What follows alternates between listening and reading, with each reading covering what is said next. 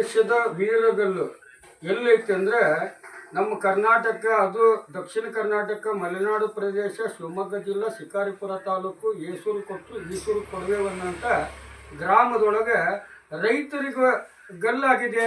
British ಸರ್ಕಾರ ಗಲ್ಲು ಕೊಟ್ಟಾಗ ಅದನ್ನು ಕ್ಯಾನ್ಸಲ್ ಮಾಡಬೇಕಂತಂದು ಇಲ್ಲಿ ಮಹಾರಾಜರು ಬಂದು ಮಹಾರಾಜರು ಬಂದು ಬ್ರಿಟಿಷ್ನವ್ರ ಹತ್ರ ಬೇಡಿಕೆ ಇಟ್ಟರು. ಅವ್ರಿಗೆ ಗಲ್ಲು ಕೊಡಬೇಡಿ ಅಂತ ಕೇಳಿದ್ರು ಅವ್ರು ಗಲ್ಲು ಕೊಟ್ಟಾಗ ಈ ತೆರಿಗೆ ಕಟ್ಟಲಾರ್ದಂಥ ಇತಿಹಾಸದ ದಂಗೆ ಊರನ್ನಂತ ಈ ಹೆಸರು ಬಂತಲ್ಲಮ್ಮ. ಇದ್ರ ಬಗ್ಗೆ ನನಗೊಂದಿಷ್ಟು ಸಾರ್ವಜನಿಕರಿಗೆ ಮಾಹಿತಿ ಕೊಡಬೇಕು. ಇದರ ಮಾಹಿತಿ ಕೊಡ್ಬೇಕಂದ್ರೆ ಇದು ಎಲ್ಲಿಂದ ಹುಟ್ಟು ಅಂದರೆ ನಮ್ಮ ಈಸೂರು ಕಾಳಮ್ಮ ಈರಣ್ಣನೇ ನಮ್ಮ ಸ್ವತಂತ್ರ ಹೋರಾಟಗಾರರಿಗೆ ಪ್ರೇರಣೆ.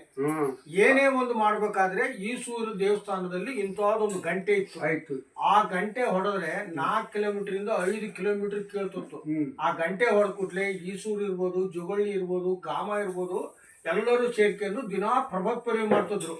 ಬ್ರಿಟಿಷರೇ ಭಾರತವನ್ನು ಬಿಟ್ಟು ತೊಲಗಿ, ನಾವು ನಿಮಗೆ ಕಂದಾಯವನ್ನು ಕೊಡುವುದಿಲ್ಲ, ನಮ್ಮದೇ ಆದ ಸರ್ಕಾರವನ್ನು ಘೋಷಣೆ ಮಾಡ್ಕೊಂಡಿವಿ ಅಂತ ದೇಶಕ್ಕೆ 47ರ ಸ್ವತಂತ್ರ ಬಂದರೆ 42ಕ್ಕೆ ಈಸೂರಾಗ ಸ್ವತಂತ್ರ ಬಾವುಟ ಹಾಕಿ ಸ್ವಾತಂತ್ರ್ಯ ಗ್ರಾಮ ಎಂದು ಘೋಷಣೆ ಮಾಡಿ ಆಮೇಲೆ ಏನು ಮಾಡಿದ್ರು, 18 ವರ್ಷದ ಒಳಗಿನರ್ನ ಗೌಡ್ರು ಮಲ್ಲಪ್ಪಯ್ಯ ಸಬ್ ಇನ್ಸ್ಪೆಕ್ಟ್ರು, ಸಾವುಕಾರ ಜಯಣ್ಣ ತಹಸೀಲ್ದಾರ್, ಇವ್ರದೇ ಆದ ಒಂದು ಸರ್ಕಾರ ರಚನೆ ಮಾಡಿದ್ರು.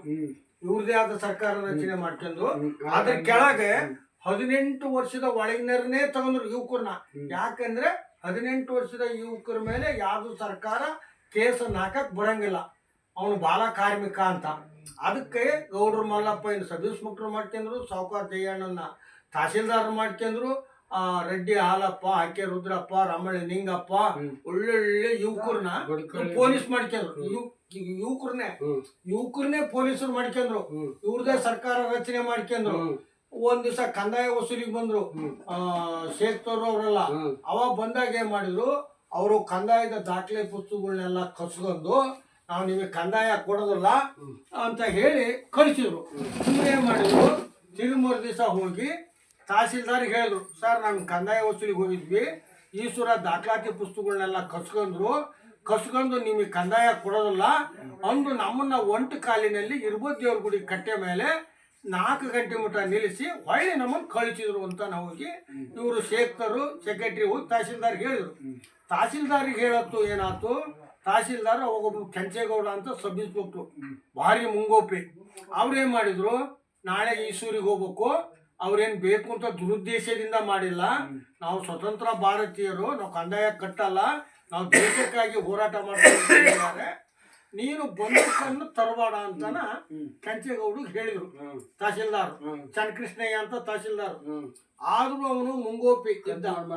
ಕೆಂಚೇಗೌಡ ಮುಂಗೋಪಿ ಇದ್ದಾಗ ಅವನೇ ಮಾಡಿದ, ಹಿಂಬದಿಯಿಂದ ಬಂದೂಕ್ ಇಟ್ಕೊಂಡ ಈಸೂರಿಗೆ ಬಂದ.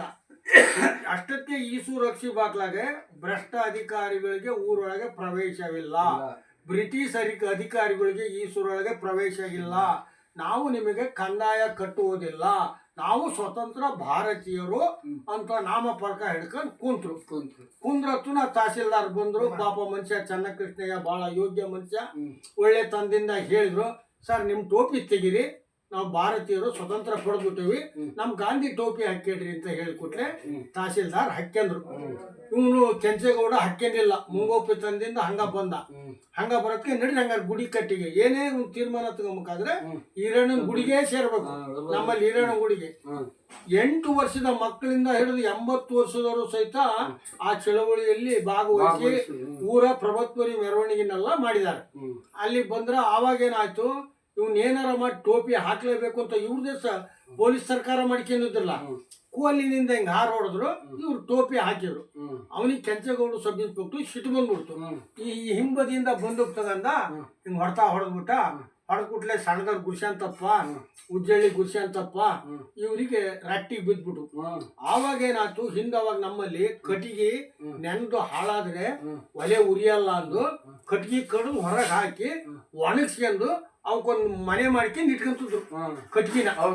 ಇಷ್ಟೇ ಉದ್ದ ಕಡ್ಕಡ್ ಈರಣ್ಣ ಗುಡಿ ಮುಂದೆ ಹಾಕಿದ್ರಂತೆ. ಇವನ್ ಯಾವಾಗ ಬಂದು ಕಾಸಿದ ಹರಿಹಳ್ಳಿ ಸಿದ್ದಮ್ಮ, ಕುಂಜಿ ಭಾರತಮ್ಮ, ಇಲ್ಲಿಗೆ ಸ್ವತಂತ್ರ ಪ್ರಯಾಣಿಗೆ ಸಾವುಕಾರ ಬಸವಣ್ಣಪ್ಪರೇ ಕಾರಣ. ಅವ್ರ ಮಂತ್ಯಾನ ಅವ್ರ ಹೆಂಡತಿ ಹಾಲಮ್ಮ ಏನ್ ಮಾಡಿದ್ರು, ಸಬ್ ಇನ್ಸ್ಪೆಕ್ಟರ್ ತಹಸೀಲ್ದಾರ್ ಅಲ್ಲೇ ಕಟ್ಗಿ ತಗೊಂಡು ಹೊಡೆದೇ ಬಿಟ್ರು. ಅದು ಆಕಸ್ಮಿಕ ಆಗಬಾರ್ದಿತ್ತು. ಇಬ್ಬರದು ಪ್ರಾಣ ಹೋಗೇ ಬಂತು. ಈ ಸ್ವಾತಂತ್ರ್ಯ ಚಳುವಳಿಗೆ ಮುಂಚೂಣಿ ಯಾರು ಅಂದ್ರೆ ಅಂಗಡಿ ಹಾಲಪ್ಪ, ಸಾವುಕಾರ ಬಸವಣ್ಣಪ್ಪ, ಸಾವುಕಾರ ಶಾಂತಪ್ಪ, ಉಜ್ಜಳಿ ಗುರುಶಾಂತಪ್ಪ, ಇವರು ಮುಂಚೂಣಿ ಆಗಿದ್ರು. ಮುಂಚೂಣಿ ಆಗಿದ್ದಾಗ ಏನಾಯ್ತು, ಆಕಸ್ಮಿಕವಾಗಿ ತಹಸೀಲ್ದಾರು ಸಬ್ ಇನ್ಸ್ಪೆಕ್ಟರ್ ಹೋಗ್ಬಿಟ್ರು. ಇವರು ಕಾಡಪ್ಪಗೌಡರು, ಹಿತ್ತೂರು ಇರುಬಸಪ್ಪಗೌಡರು ಅಂದ್ರೆ ಇವತ್ತಿನ CM ಇದ್ದಂಗೆ ನಮ್ಮ ಶಿಕಾರಿಪುರ ತಾಲೂಕಿಗೆ.